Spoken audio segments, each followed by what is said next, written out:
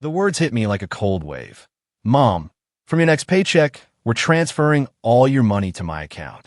My own son, Lawrence, looked at me with a calm smile, completely unaware of the earthquake he'd just triggered in my soul. But I smiled back, a calm on my face that hid a brewing storm. It was a Thursday afternoon, and Lawrence sat across from me in my kitchen, sipping coffee. He spoke those words as if he were proposing something completely normal, as if he were doing me a favor, as if I were somehow incapable of managing my own money at 62 years old. I just stared at him. For a few seconds, I couldn't say a thing. I just looked into his eyes, desperately searching for some flicker of an explanation, for a reason why my own son, the boy I raised alone, the boy I fed with the sweat of my brow, was asking for total, unrestricted access to my bank account. But I found nothing. Just that calm, self-assured smile, the confidence of someone who knows they're in complete control. So I took a deep breath, a very deep breath, and I told him yes, that it seemed fine, that I trusted him. Lawrence's smile widened. He stood up, leaned over, and gave me a quick, mechanical kiss on the forehead. One of those kisses that mean absolutely nothing. He said it was for the best, that I wouldn't have to worry about anything, that he would take care of everything. "It's for your own good, Mom," he said. "For your own good." Those hollow words hung in the air long after he left my house. That same Friday night, just hours later, Lawrence arrived. With his wife, of course, just like they always did. He came expecting dinner to be ready, the table to be set, hot, free food waiting for them. For 3 long years, my home had been their free restaurant every Friday night. I heard them arrive, heard their footsteps on the porch, heard the key I'd entrusted to him turning in the lock. The door swung open, and then a scream. It was high-pitched, desperate. The scream of someone who'd just seen something utterly unexpected. The scream of someone who'd just realized things weren't going to be their way. I stayed seated in my chair in the suddenly empty kitchen, in the empty house, listening to that scream echo against the walls. I didn't move. I didn't go to see what was happening. I already knew. Lawrence came running into the kitchen, his face pale, eyes wide with shock. His wife was right behind him, mirroring his disbelief. "Mom!" Lawrence yelled, his voice laced with panic. "Mom, what did you do? Where is everything? Where's the furniture? The TV? Where is everything that was here?" I looked at him with a calmness I didn't even know I possessed. My voice was softer than I expected. "I sold some things," I told him. "I needed the money. After all, if you're going to be managing my finances, I needed to make sure I had some cash first." His face, already pale, flushed crimson. Shock morphed into pure, unadulterated fury. He took a step towards me, and in that moment, for the very first time in my life, I saw my son not as the boy I'd raised, not as the young man I'd helped build a life for, but as a stranger. Someone looking at me with contempt, with rage, with something that looked dangerously like hatred. "You're crazy," he spat. "Completely crazy. How could you sell everything without asking me? Now what are we going to do when we come over? How are we going to be comfortable here?" That was the sentence that changed everything. How are we going to be comfortable here? Not, how are you going to be comfortable, Mom? He wasn't worried about me. He was worried about how my actions affected them. As if my home were an extension of their comfort, as if my possessions existed solely for their convenience. His wife stepped closer, those eyes that had always seemed cold and calculating now narrowed. She said something I'll never forget. She called me selfish, said I was only thinking about myself, that they came every week to keep me company, to make sure I was okay, and this was how I repaid them. Selfish? Me? The woman who'd worked double shifts for years so Lawrence could go to college. The woman who'd given up on starting a new life after his father left us, because I didn't want my son to grow up with a stepfather. The woman who'd lived in tiny apartments, worn old clothes, eaten the bare minimum, so he could have everything he needed. Selfish? Lawrence just stood there, looking at me like I was a problem he needed to solve. And then he uttered the words that truly broke something inside me. He said maybe it had been a mistake to suggest the bank account to me, that maybe I wasn't in a condition to make good decisions, that maybe I needed more help than he thought. More help, as if I were a burden, an incapable old woman who needed to be controlled. I stood up from my chair. I looked at both of them, and in a voice that came out stronger than I expected, I told them, "Dinner isn't ready.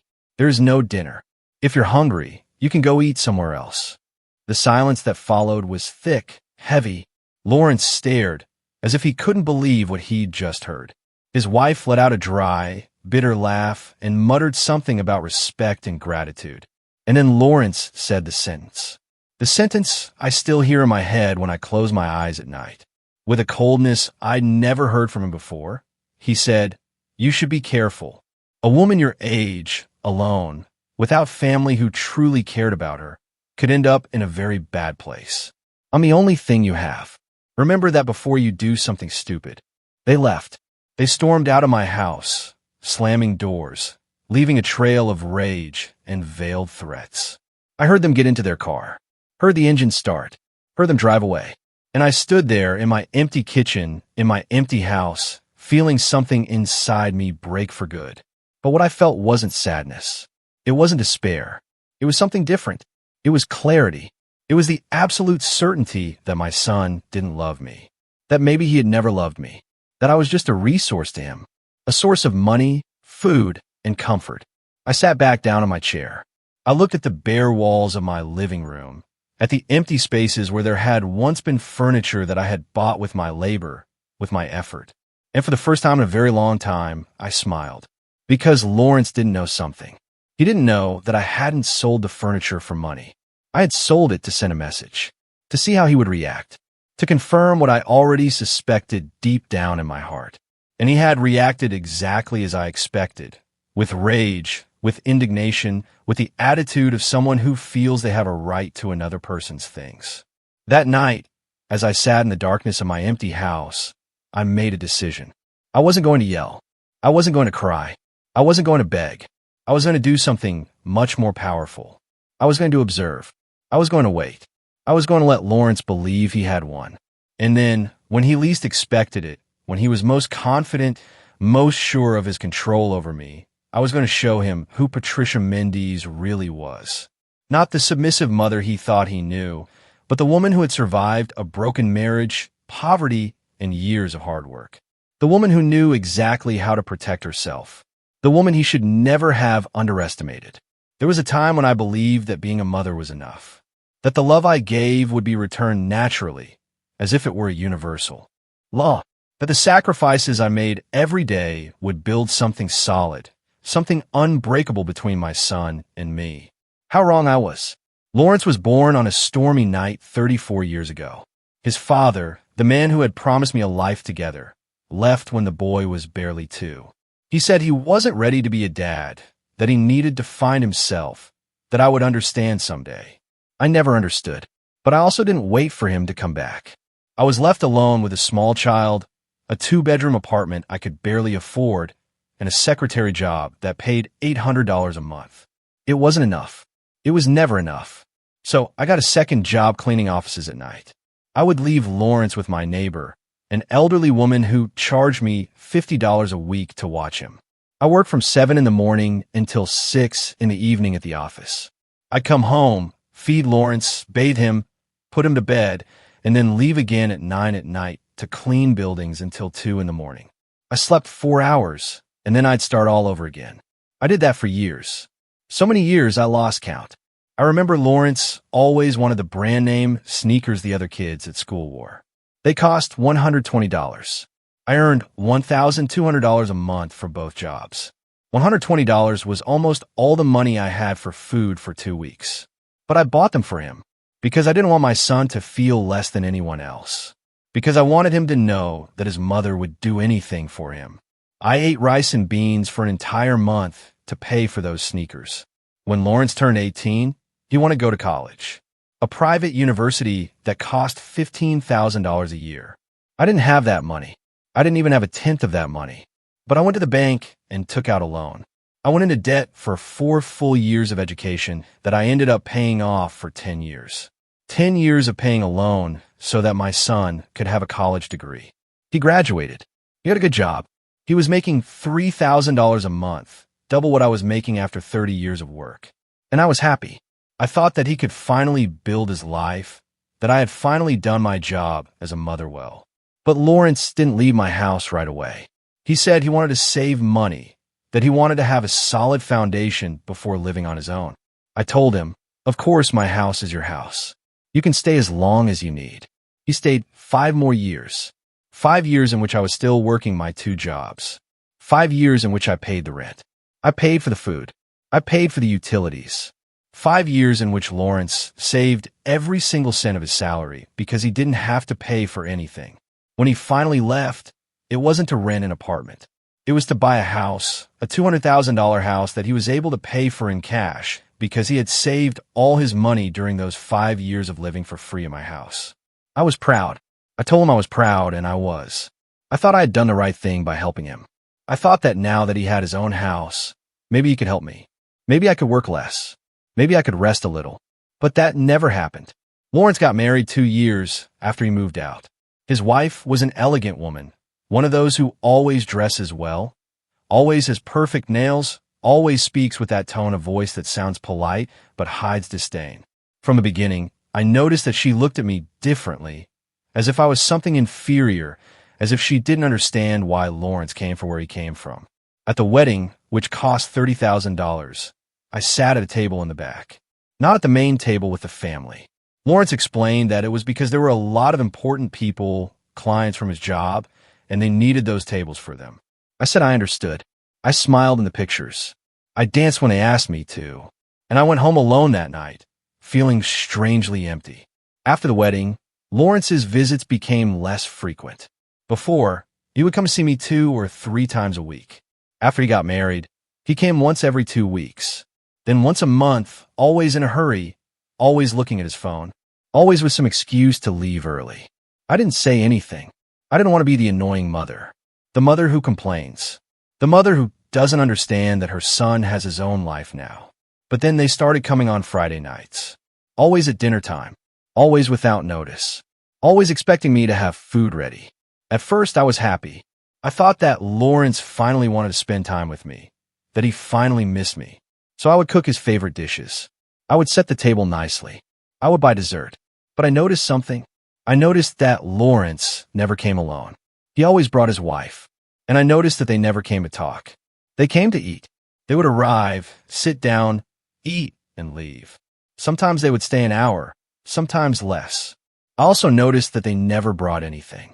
Never a bottle of wine, never a dessert, never any money to help with the food. Nothing. One night after they left, I counted how much I'd spent on dinner. $45. $45 that I didn't have to spare. $45. That meant I would have to work extra hours to make up for it. And I realized something. I realized that to Lawrence, I had become a service. A free restaurant. A place where he could come to eat without paying, without even really thanking me. I started to notice other things, too. I noticed that when I asked him for help with something, he always had excuses. That when I needed a ride to the doctor because my car was broken, he was always busy. That when I mentioned my refrigerator was making strange noises and that I was afraid it would break down soon, he told me to buy a new one. As if I had $500 saved up for emergencies. I didn't have it. I barely had enough to get to the end of the month. But what hurt the most was my birthday. My 60th birthday. Lawrence arrived 2 hours late. Without a gift. Without a card. With an excuse about traffic. He stayed for 20 minutes. He ate the cake that I had bought for myself because I didn't want to spend it alone, and he left. I cried that night. I cried like I hadn't cried in years because I finally understood something that I had been denying for a long time. I understood that to my son, I was no longer important, that I was just a resource, something that was there, available, waiting to be used when he needed it. And the worst part was that I had allowed it. I had established that pattern. I had never asked him for anything. I had never told him that I felt used. I had never told him that I needed more from him than just 20-minute visits and Friday night dinners. Because I was afraid. Afraid that if I complained, if I asked, if I demanded, he would disappear completely. And the idea of losing my son, even this son who barely saw me, terrified me more than anything else. So, I continued to be the convenient mother, the silent mother, the mother who was always there, who always had the door open, who never caused problems.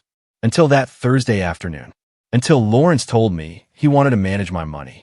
And something inside me, something that had been asleep for years, woke up.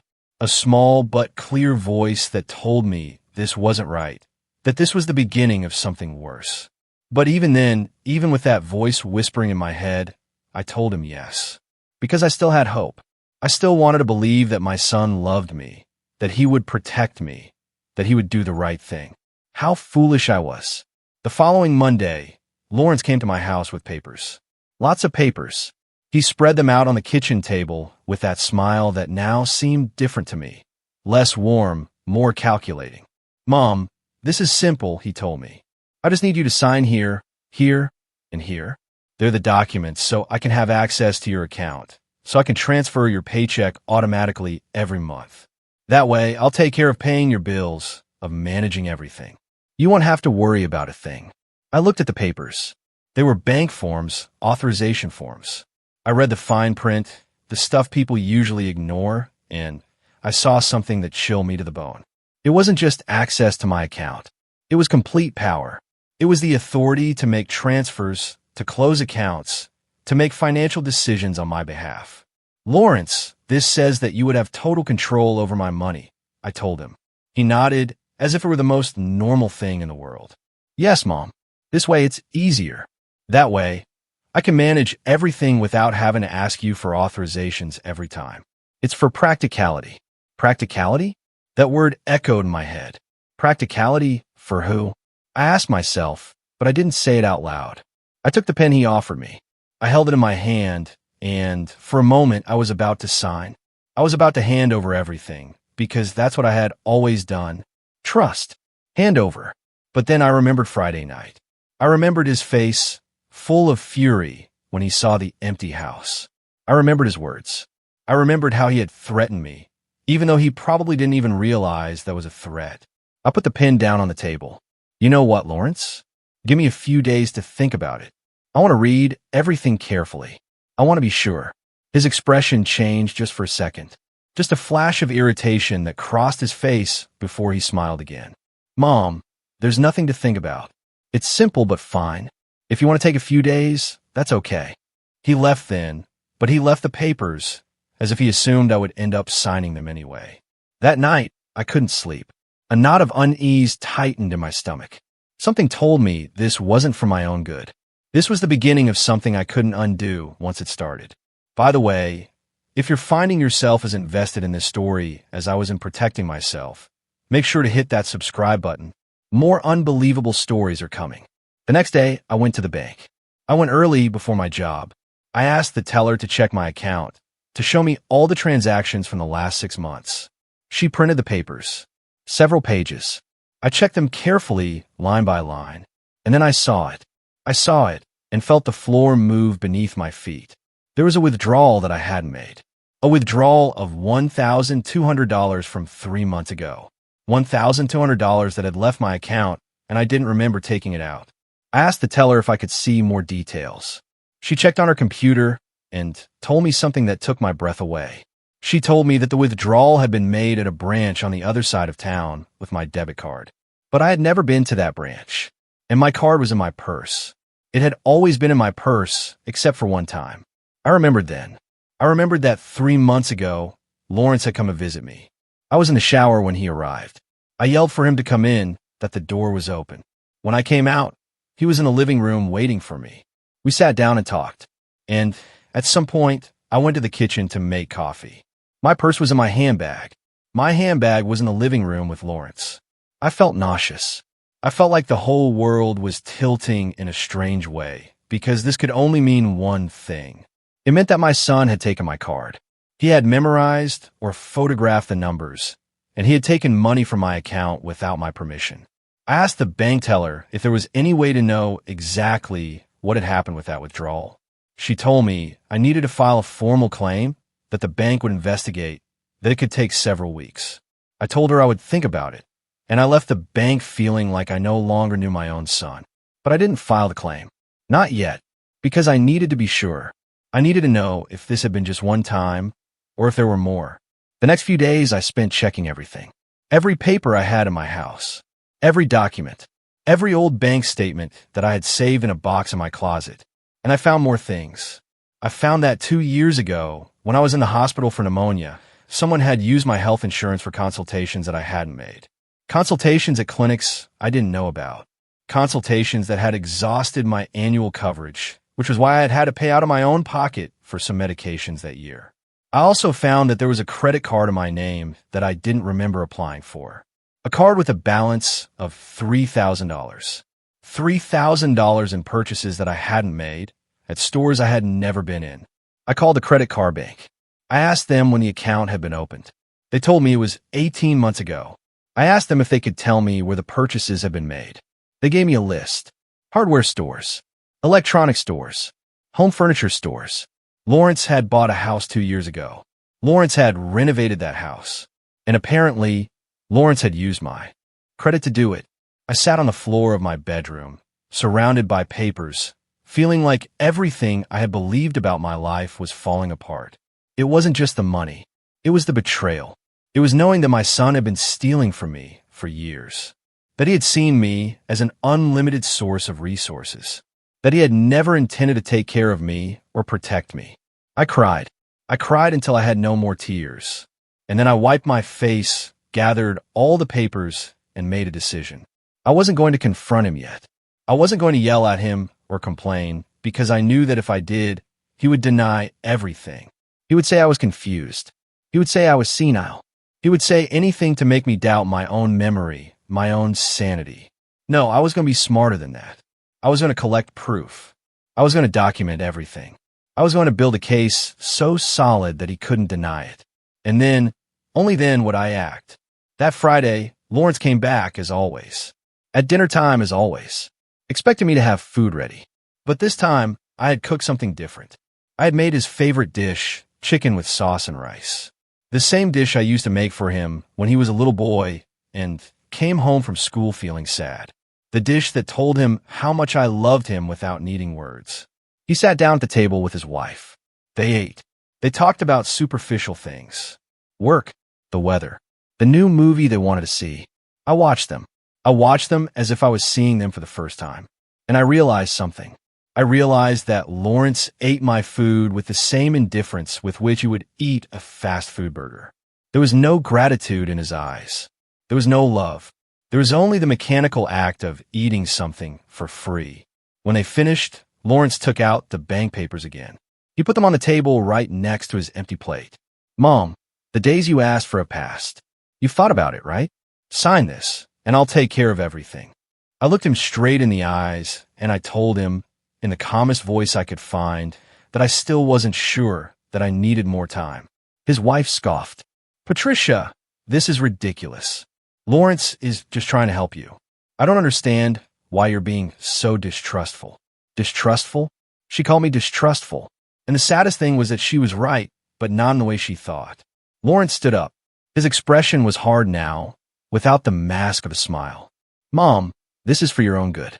You can't keep managing your finances alone. It's obvious.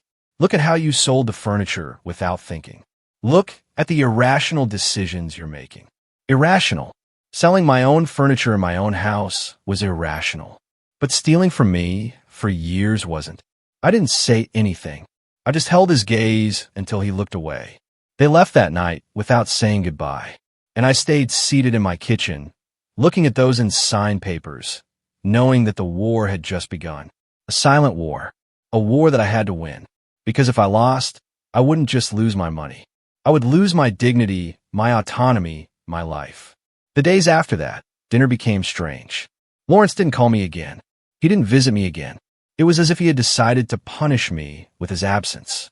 As if he believed I would fall apart without him. That I would beg him to come back. That I would finally sign those papers just to get his attention. But I didn't fall apart. For the first time in years, the silence of my house didn't feel empty. It felt full of something different. It felt full of clarity. I spent those days going through every detail of my financial life. Every receipt I had saved, every bank statement, every paper that had any connection to money. And the more I looked, the more I found. I discovered that 3 years ago, when Lawrence asked me to lend him my ID because he had lost his and needed to pick up an urgent package, he had done something else with it. He had opened an electricity service account in my name at an address that wasn't mine. At his house. For 3 years, The electricity account for Lawrence's house had been in my name, and when he didn't pay on time, the penalties were accumulating on my credit history. That's why I'd been denied a small loan last year when my car needed urgent repairs.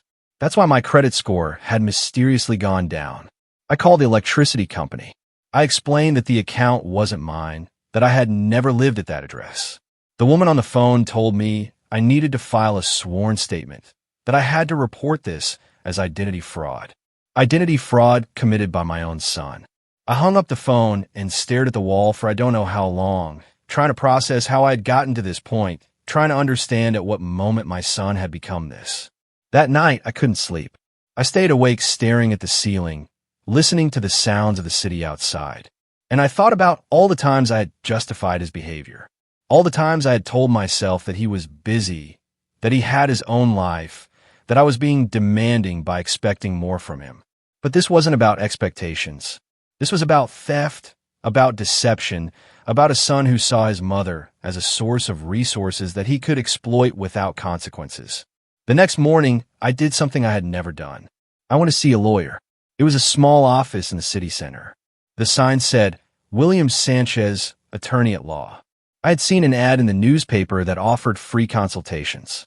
I went in feeling small, feeling ridiculous, a 62-year-old woman coming to complain about her own son. But the receptionist smiled kindly and showed me in.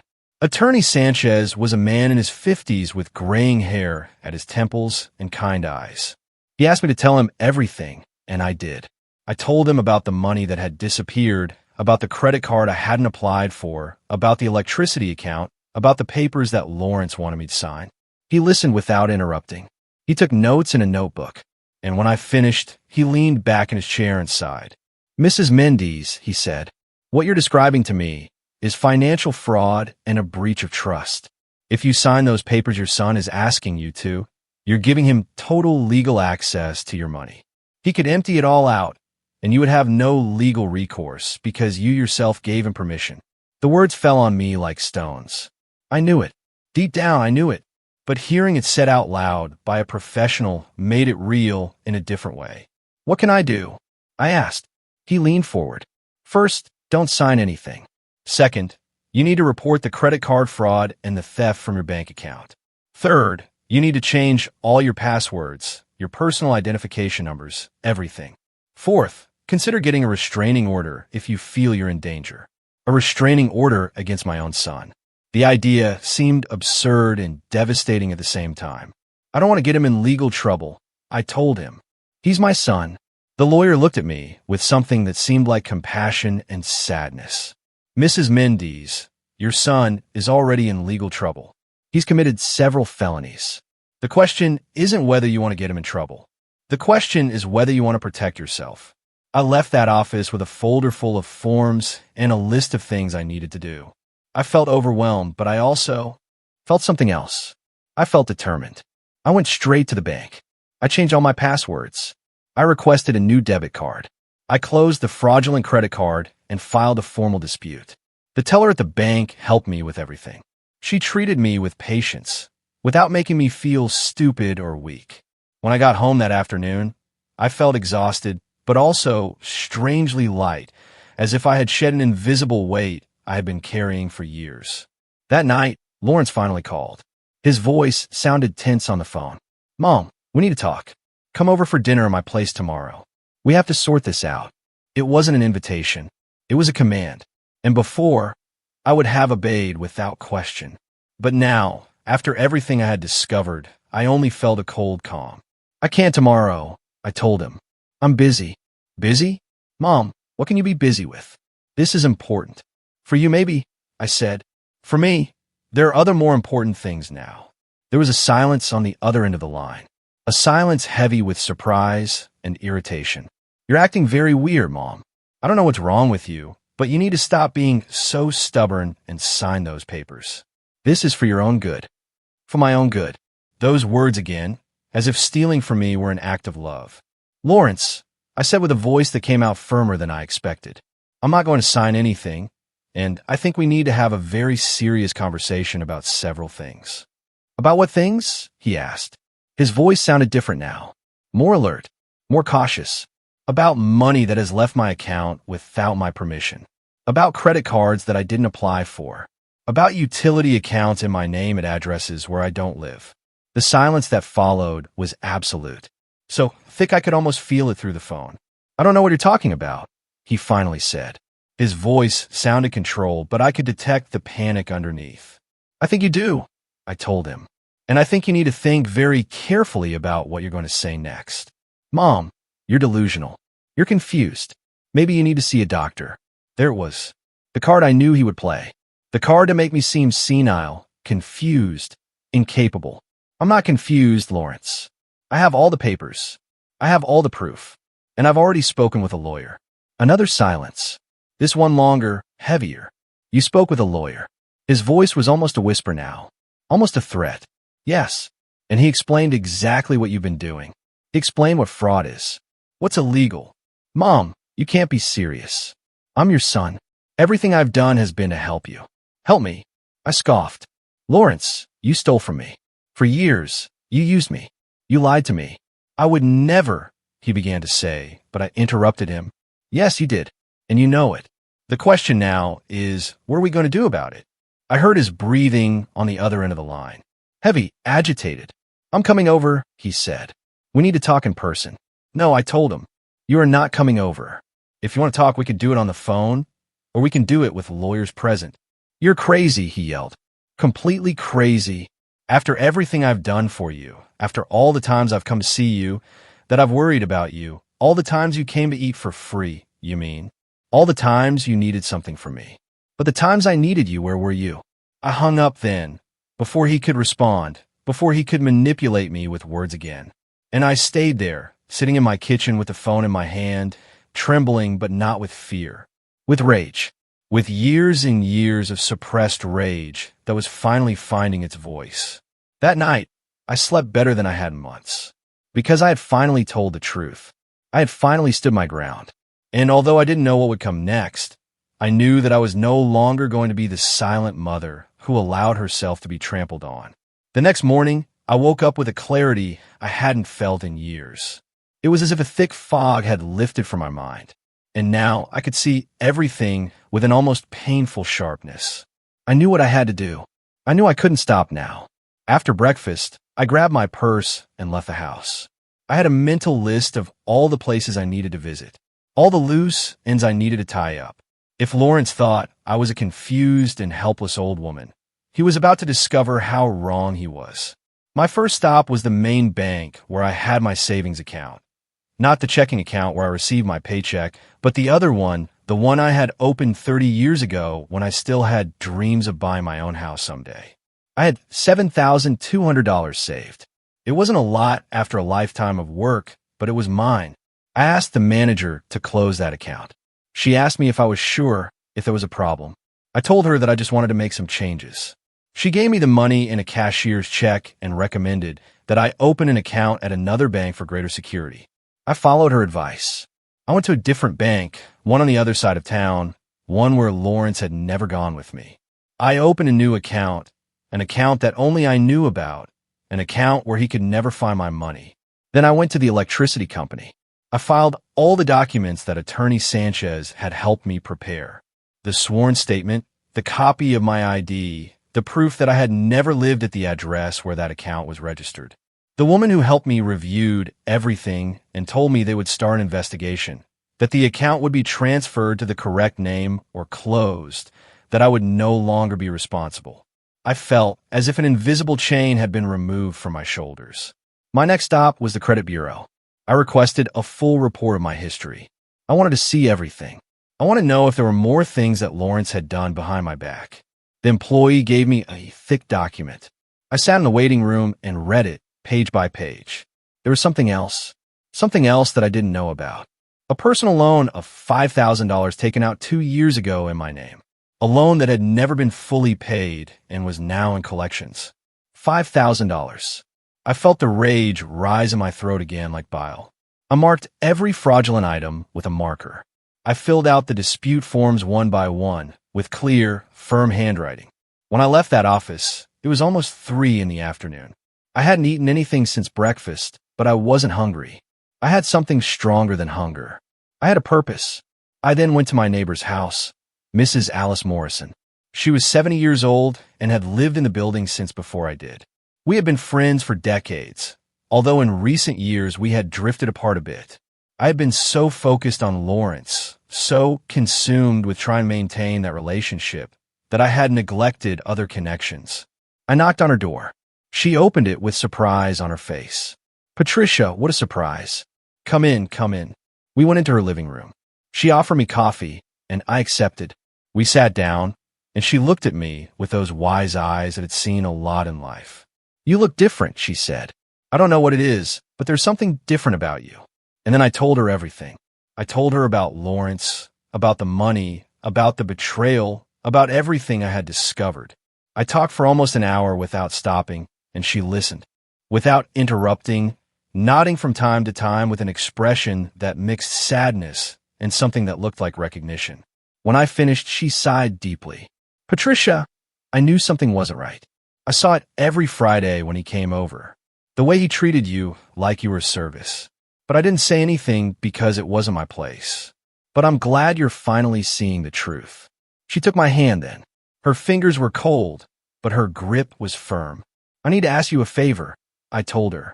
"I need you to be my witness. I need that if Lawrence comes and tries to say that I'm confused, that I'm senile, you can confirm that that's not the case, that I am in full control of my faculties." She nodded without hesitation. "Of course. And more than that, if you need a place to stay, if at any time you don't feel safe in your house, my door is open." Those words filled me with a gratitude so deep that it almost made me cry. But I didn't cry. I had cried enough. Now it was time to act. That night, back in my house, I organized all the documents I had collected. I put them in a large folder. I made copies of everything. I put the originals in a safe place and left the copies in the folder. If anything happened to me, if Lawrence tried to do something, there would be evidence. There would be proof. I also wrote a letter detailing everything I had discovered, everything that Lawrence had done. I put it in a sealed envelope with instructions that it was to be opened only in case of an emergency. I gave it to Mrs. Alice to keep. I was preparing myself like a general preparing for battle, because I knew that Lawrence wasn't going to let this go.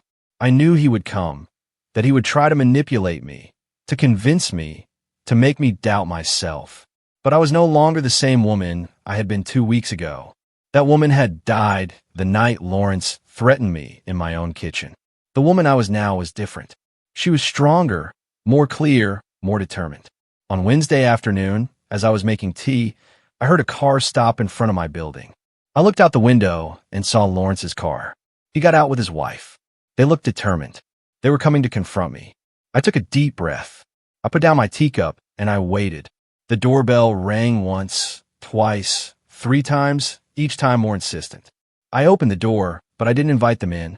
I stayed on the threshold, blocking the entrance. "We need to talk," Lawrence said. His voice was hard, without any pretense of friendliness. "I'm listening," I told him. "Inside, Mom. We're not going to talk in the hallway. We have nothing to talk about inside. Whatever you have to say, you can say it here." His wife scoffed. "This is ridiculous, Patricia. Stop acting like we're enemies." "You're not enemies," I told them. "Enemies are honest about their hostility. You are worse. You are thieves who hide behind pretty words." Lawrence took a step toward me. His face was red with fury. "How dare you? After everything I've done for you. Everything you've done for me, Lawrence. I have the records. I have the proof. I know exactly how much money you've stolen from me. I know about the fraudulent credit cards. I know about the electricity account. I know about everything." He froze. He opened his mouth, but no sound came out. "And now," I continued with a calmness that surprised me, "you have 2 options. Either you give me back everything you stole from me, every single cent, or I go to the police and file charges for fraud." "You can't do that," his wife said. "He's your son." "That's exactly why it hurts so much," I replied. "Because he's my son, because I gave him everything, and he repaid me by stealing from me." Lawrence finally found his voice. "You owe me," he yelled. "My whole life I grew up without a father. My whole life I had to see you work and be tired. That was your fault. You chose to have me. You chose to stay alone. I didn't ask to be born." His words landed like blows, but they no longer hurt me like before, because now I could see them for what they were. Justifications. Excuses from someone who knew he had done something unforgivable and was trying to shift the blame. "You're right," I told him. "I chose to have you, and it was the best decision of my life until it stopped being. But that doesn't give you the right to steal from me. That doesn't give you the right to exploit me. I didn't steal anything from you. I just took what was owed to me. Nothing was owed to you, Lawrence. I gave you everything you needed when you were a child. When you were an adult, it was no longer my obligation, and it definitely wasn't my obligation to give you access to my money without my knowledge." His wife grabbed his arm. "Let's go. It's not worth it. She's already lost." Lost.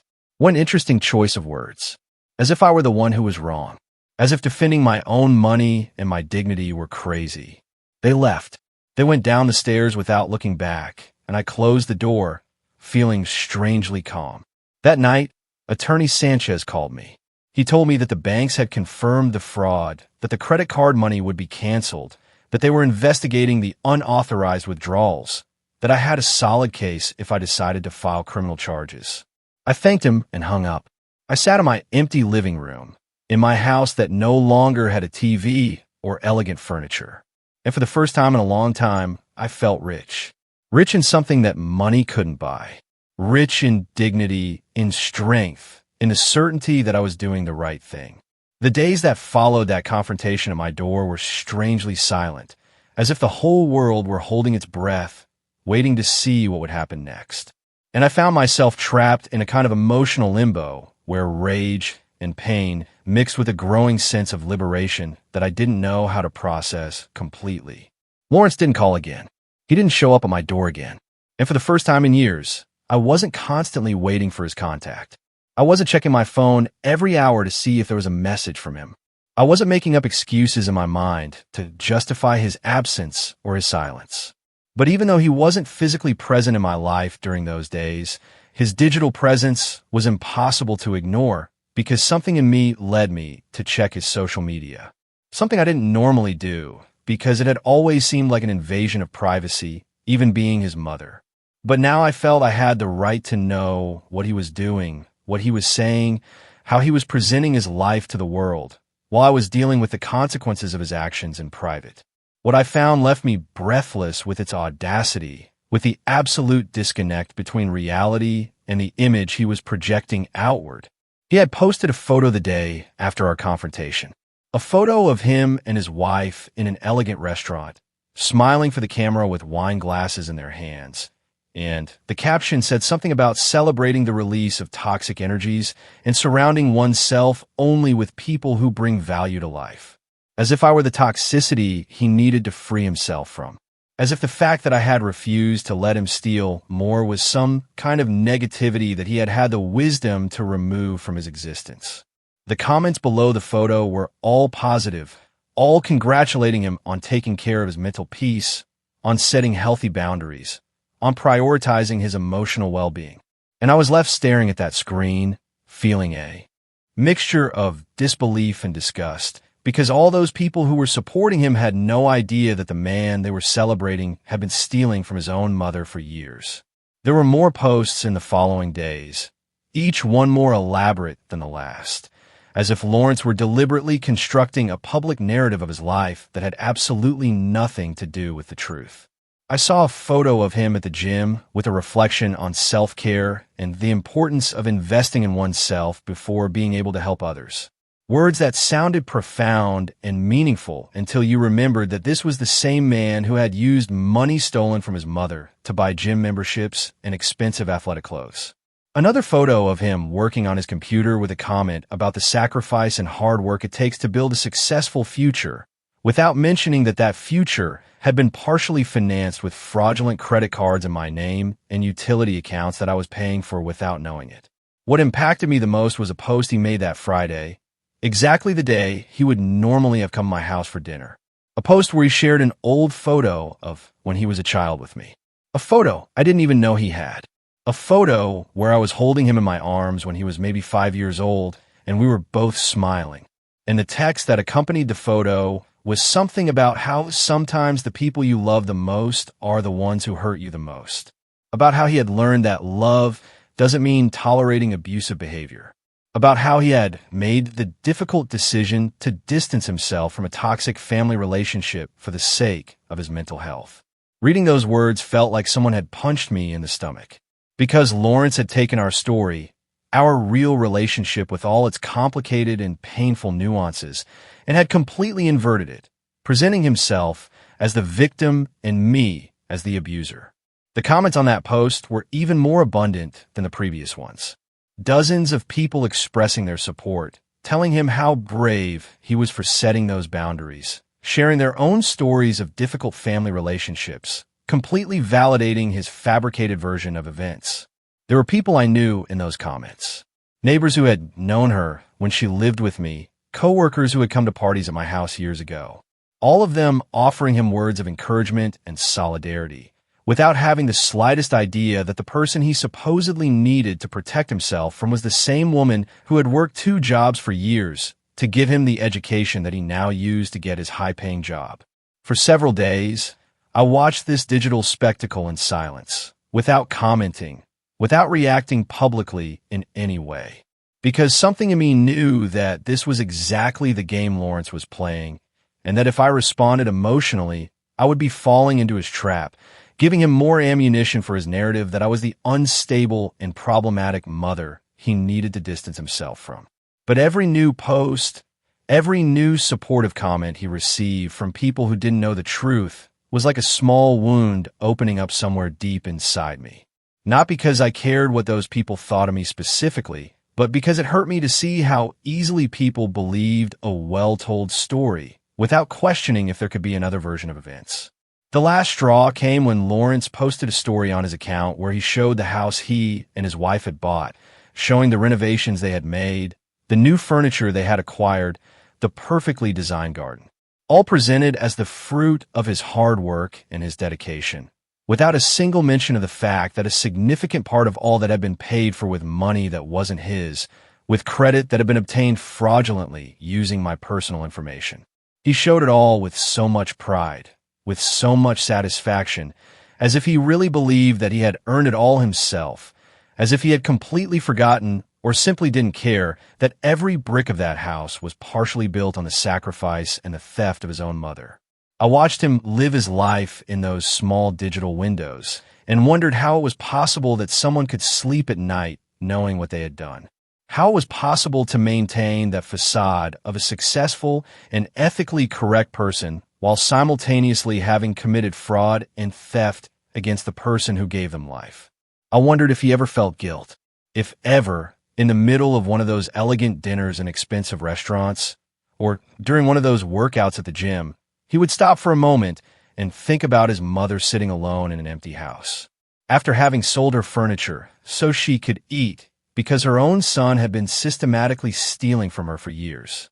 But looking at his posts, seeing the ease with which he built and maintained this perfect public image, I came to understand something fundamental about Lawrence that maybe I had always known on some level, but had never wanted to fully admit to myself. And that was that my son had developed the ability to create parallel realities in his mind, where he could be simultaneously the abandoned son who deserved compensation and the successful man who had built everything himself, where he could justify theft as something that was rightfully his, while presenting himself publicly as a victim of family toxicity. It was a form of cognitive dissonance so deep that it almost seemed as if he really believed his own lies, as if he had built a narrative so elaborate in his head that the line between truth and fiction had been completely blurred. And as I watched all this from the silent distance of my empty house, something inside me hardened even more than it already was. Because seeing Lawrence not only steal from me, but also steal my story completely, inverting the roles of victim and victimizer in his public presentation of events, made me understand that there was no redemption possible here. There was no conversation I could have with him that would make him see the reality of what he had done. He had chosen his path. He had chosen the lie over the truth. He had chosen image over substance.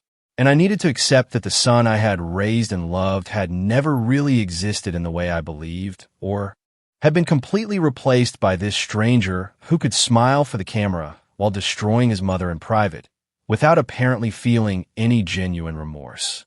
The moment came on a Tuesday afternoon, in a way I hadn't planned, but in retrospect, I realized had been inevitable from the beginning. Because the truth always finds its way to the light, no matter how many layers of lies are piled on top of it, trying to keep it buried. I was in Attorney Sanchez's office going over the final documents of the case when he informed me that the banks had completed their investigations and had confirmed a total of $17,000 in fraudulent transactions over the course of 3 years. An amount that took my breath away, not so much because of the number itself, but because of what it represented in terms of planning and premeditation. Because this had not been a mistake or a moment of weakness, but a systematic and deliberate operation of theft that had required constant effort and dedication on Lawrence's part. The lawyer explained to me that with this evidence, I had more than enough to file criminal charges, but that there was also another option that I might want to consider before making that final decision. And that option was to send a formal demand letter to Lawrence, giving him the opportunity to return the stolen money and compensate for the damages before proceeding with more severe legal action. He told me that this was a courtesy that many victims of family fraud offered because they understood that no matter how serious the crime was, there were still family ties that complicated the situation in ways that didn't apply in cases of fraud committed by strangers. But he also warned me that this courtesy could be seen as weakness on the perpetrator, and that I needed to be prepared for the possibility that Lawrence would respond not with gratitude or remorse, but with more manipulation and denial. I thought about that for several minutes, sitting in the lawyer's office, looking at all the documents scattered on the desk that meticulously detailed every fraudulent transaction, every unauthorized account, every lie that my son had carefully constructed for years. And I realized that a part of me still held a small, irrational hope that if Lawrence was confronted with the irrefutable evidence of what he had done, maybe something in him would awaken. Maybe he would find some vestige of a conscience or remorse, or at least the basic recognition that he had crossed a line that should not have been crossed. That part of me that was still his mother, despite everything, wanted to give him that opportunity to do the right thing, to correct his mistake, to show that somewhere deep inside him there still existed something of the person I had raised with so much love and sacrifice. But there was another part of me, stronger and clearer, that knew exactly what Lawrence would do with that opportunity. And that part knew that he would not take it as an extension of grace, but as a confirmation that I was too weak to really hurt him, that he could continue to manipulate and control me. Because at the end of the day, I would always give in because I was his mother. And mothers always forgive, always give another chance, always choose love over justice. That part of me understood that giving him a private warning would only give him time to prepare his defense, to hide more evidence, to build an even more elaborate narrative of victimization that he could use publicly to destroy my credibility before I could act. I told Attorney Sanchez that I didn't want to send a private letter, that I didn't want to give Lawrence the opportunity to respond in private, where he could continue controlling the narrative and manipulating the situation in his favor. And instead, I asked him to prepare the necessary documents to file a formal civil lawsuit that would become a public record, where anyone who wanted to verify the truth could do so, instead of simply believing the version of events that Lawrence had been so carefully building on his social media. The lawyer nodded with what seemed to be a mixture of surprise and respect, because he probably didn't expect a woman my age to make such a direct and unambiguous decision. And he told me that he would proceed immediately with the preparation of all the necessary documents, and that Lawrence would be officially notified within the next 72 hours. I left that office feeling something I hadn't felt in a long time, and that at first I couldn't identify exactly until I realized that it was power. The power of having made a decision completely by myself, without consulting anyone, without asking for permission, without worrying about how it would make me look to others, or if people would think I was being too harsh with my own son. For the first time in decades, I had chosen to protect myself over protecting the feelings or the reputation of another person, even when that person was a son. And that choice, although painful, filled me with a sense of integrity that I had forgotten it was possible to feel. The notification reached Lawrence on a Thursday morning, as Attorney Sanchez confirmed to me by phone. And although I was not there to see his initial reaction, I could perfectly imagine the moment he opened that official envelope and read the documents that detailed every fraudulent transaction, every unauthorized account, every dollar he had stolen, meticulously documented with dates and bank reference numbers that made any denial impossible. I didn't have to wait long to confirm my imagination, because less than 2 hours after he received the notification, my phone began to ring with an insistence that bordered on desperation. Call after call that I let go to voicemail without answering, because I no longer had anything to say to Lawrence that wasn't contained in those legal documents. I listened to the voicemails later that night, when I finally felt emotionally prepared to do so. And it was fascinating, in a disturbing way, to hear the progression of his panic through each successive message. Because the first one still tried to maintain some composure, with that controlled voice he used when he tried to seem reasonable, as he told me that this was a terrible misunderstanding and that we needed to talk immediately before things got more out of control. The second message already had a different tone, more high-pitched, more urgent, where he was pleading with me to call him, that this was going to ruin his life, that I should please think about what I was doing before destroying my own son, as if I were the one who was destroying something instead of simply revealing the destruction he himself had caused for years. By the fifth message, Lawrence was no longer trying to sound reasonable or appeal to my maternal compassion, but had completely turned to rage and thinly veiled threats, telling me that I was going to regret this, that he had his own lawyers who were going to prove that I was a senile old woman who didn't know what she was doing, that he was going to fight this with everything he had, and that in the end, I was going to be the villain of this story. I listened to each message until the end, without allowing myself to feel anything other than a kind of clinical curiosity about how a person could so quickly go from pleading to threatening when they realized that their usual manipulation tactics no longer worked. The following days were a whirlwind of legal and emotional activity, because Lawrence didn't stay still, but began his own counter-campaign, starting by publishing a long and elaborate statement on his social media about how he was being the victim of a terrible injustice perpetrated by a mother he supposedly loved, but who was now legally attacking him for reasons he couldn't fully comprehend. His post was carefully drafted to generate maximum sympathy, without mentioning any specific details of the accusations against him, painting himself as the confused and hurt son who was being dragged through a traumatic legal process by a mother who was perhaps experiencing age-related mental health problems. The response to his post was exactly what he expected, with dozens of comments expressing shock and solidarity, telling him to keep his head up, that the truth would eventually prevail, that they were on his side no matter what. And I watched all this from a distance, with a mixture of awe and repulsion at his ability to manipulate the narrative, even when faced with documented legal charges. But something had changed in me, because this time his public theater didn't affect me in the same way as before. This time I knew I had something more powerful than his carefully constructed words, and that something was irrefutable legal documents that could not be manipulated with emotional rhetoric or appeals to sympathy. Lawrence's real collapse began when his own lawyers reviewed the evidence against him and apparently told him something he didn't want to hear, because suddenly his social media posts stopped abruptly, and the silence that followed was deafening in its eloquence.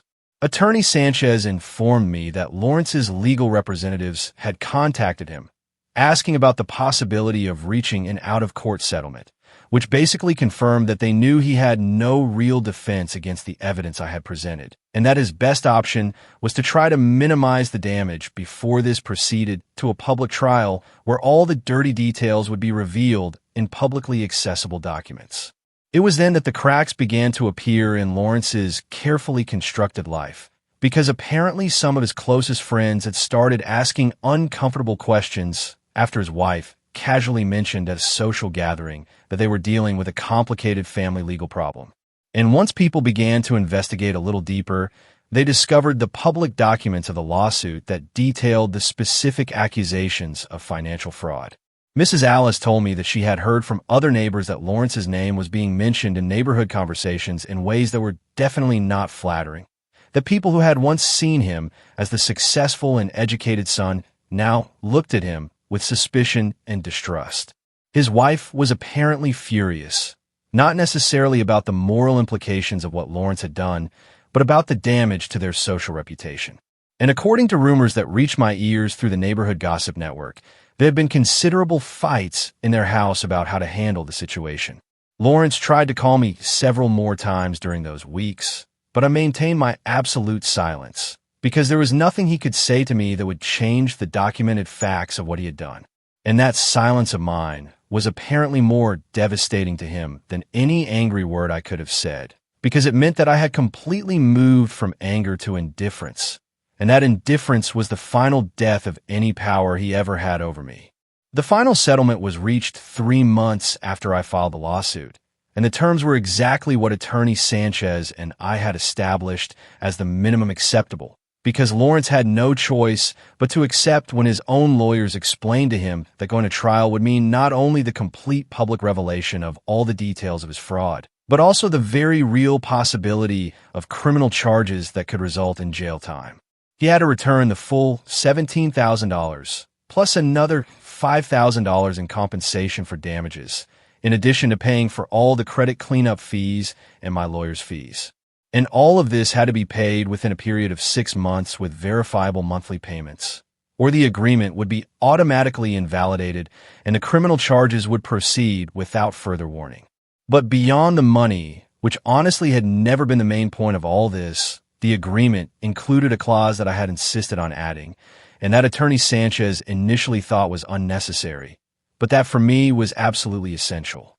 And that clause stated that Lawrence had to issue a public statement acknowledging that he had committed financial fraud against his mother and that the accusations in my lawsuit were true and well-founded. He fought that clause more than any other part of the agreement because he knew exactly what it would mean for his carefully cultivated image. To publicly admit that everything he had been saying about being a victim of a toxic mother was a lie designed to cover up his own crimes. The statement appeared on his social media on a Tuesday afternoon and was brief and clearly drafted by his lawyers to minimize the damage as much as possible within the limits of what the agreement required. But still, the words were there in black text on a white background, admitting that he had accessed bank accounts without authorization, that he had opened credit cards using another person's information, and that he had made serious errors in judgment that he deeply regretted. The comments under that post were wild, with people who had previously supported him unconditionally now expressing shock and disappointment, while others who had apparently suspected something all along felt validated in their doubts. And I watched all that digital drama unfold with a sense of closure that had nothing to do with satisfaction or revenge, but simply with the quiet recognition that the truth had finally been told publicly. The first payment arrived in my account on the exact date specified, and each subsequent payment arrived punctually as well, because Lawrence knew that a single missed payment would mean consequences that he definitely could not afford to face. And with that money, I did something that maybe he never expected me to do, because instead of simply putting it back into my savings accounts or using it to replace the furniture I'd sold, I bought a plane ticket to a place I had never been before. I had spent 62 years living for other people, first for my son's father, then for my son, and then for the illusion of maintaining a family relationship that only existed in my imagination. And now, for the first time in my adult life, I had the freedom and the resources to live exactly how I wanted, without having to justify my decisions to anyone. I bought a small house in a coastal town, 3 hours from where I had lived my whole life. A house with 2 rooms and a yard where I could finally plant the flowers I had always wanted, but had never had time to care for when I was working 2 jobs. The house cost $40,000, which I paid for in cash using a combination of the payments from Lawrence and the savings I had managed to protect in my new bank account. And when I signed the purchase papers, I felt something that I could only describe as a rebirth. Because this house was mine in a way that no other place had been mine before. Purchased with money that had been returned through justice, not earned through endless sacrifice. Lawrence tried to contact me one last time after the last payment was made, completely fulfilling the terms of the agreement. And this time, I answered the phone because I knew that there was nothing he could take from me or use against me.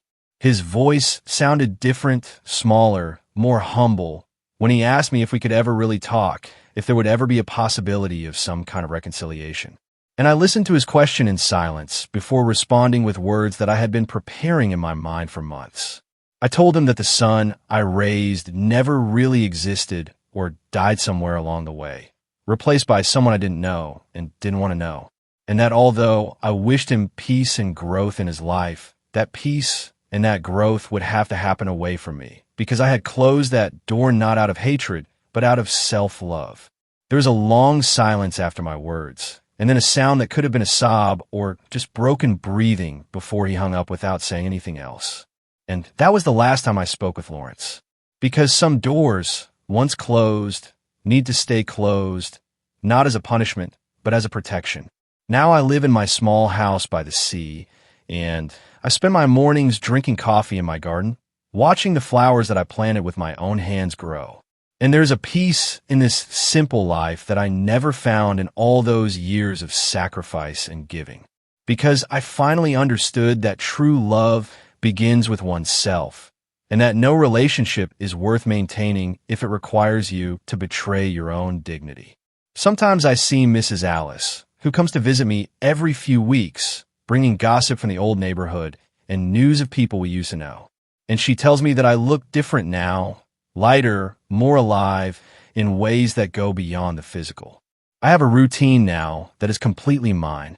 I wake up when my body wants to wake up, not when an alarm clock forces me to.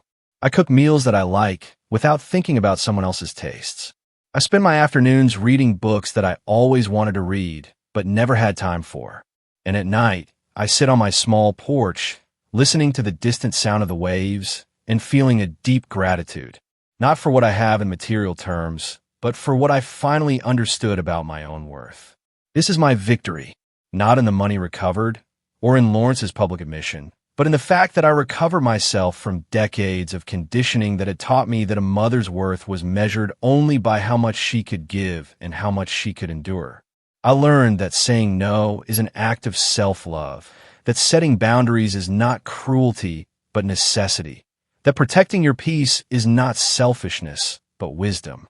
And now I live every day as a testament to those lessons, learned too late, but not too late to matter. I closed that door on Lawrence, not for revenge, but for dignity. And that distinction makes all the difference, because it means that I won not by becoming his enemy, but simply by refusing to continue being my own victim. What would you have done if your own child had betrayed you like this? Have you ever had to draw a line in the sand with someone you loved? Let me know your thoughts in the comments below. I truly want to hear them.